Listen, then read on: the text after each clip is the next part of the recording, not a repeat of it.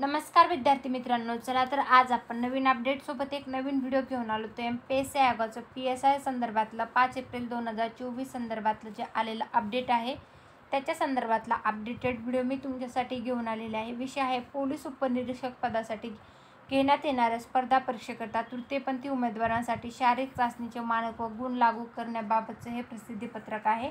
तर महाराष्ट्र लोकसेवा आयोगामार्फत घेण्यात येणाऱ्या पोलीस उपनिरीक्षक मुख्य स्पर्धा परीक्षेतील शारीरिक चाचणीकरता तृतीयपंथी उमेदवारासाठी शारीरिक चाचणीचे मानके व गुण निश्चित करण्याची बाब आयोगाच्या विचाराधीन होती. त्या संदर्भात स्वतःची लिंग ओळख पुरुष अशी केलेल्या तृतीयपंथी उमेदवाराकरता आणि स्वतःची लिंग ओळख महिला तृतीयपंथी अशी केलेल्या तृतीयपंथी उमेदवाराकरता शारीरिक चाचणीचे मानक व गुण आयोगाच्या खालीलप्रमाणे निश्चित केलेले आहेत. याची सर्वांनी नोंद घ्यायची आहे. स्वतःची लिंग ओळख पुरुष अशी केलेल्या तृतीयपंथी उमेदवारासाठी गोळाफेक 7.260 किलोग्रॅमचं कमाल 15 गुण असतील. पुलअप्स कमाल 20 गुण, लांब उडी कमाल 15 गुण आणि धावणे 800 मीटर आहे तर 50 गुण आहेत.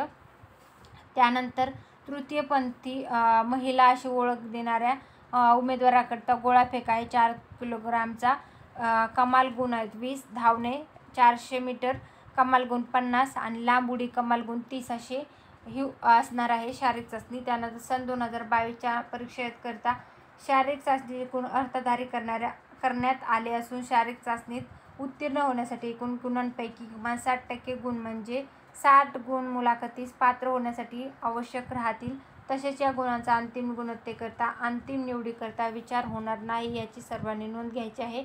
सन 2023च्या परीक्षेकरता शारीरिक चाचणीचे गुण अर्थकारी करण्यात आले असून शारीरिक चाचणीत उत्तीर्ण होण्यासाठी एकूण गुणांपैकी किमान 70% म्हणजे 70 गुण मुलाखतीस पात्र होण्यासाठी आवश्यक राहतील. तसेच या गुणांचा अंतिम गुणवत्तेकरता अंतिम निवडीकरता विचार होणार नाही याची सर्वांनी नोंद घ्यायची.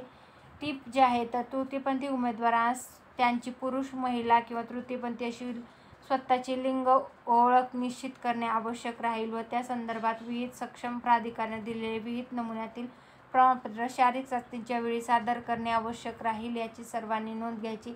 तर हे होते एमपीएससीचं PSI साठीचं आलेलं तृतीयपंथी उमेदवारासंदर्भातलं आलेलं अपडेट. हे अपडेटेड व्हिडिओ तुमच्यासाठी घेऊन आले होते. हा व्हिडिओ जास्तीत जास्त उमेदवारांपर्यंत शेअर करा. व्हिडिओ आवडला असेल व्हिडिओ लाईक करा व अशाच प्रकारची माहितीपूर्ण व्हिडिओ पाहण्यासाठी चॅनल सबस्क्राईब करा. धन्यवाद.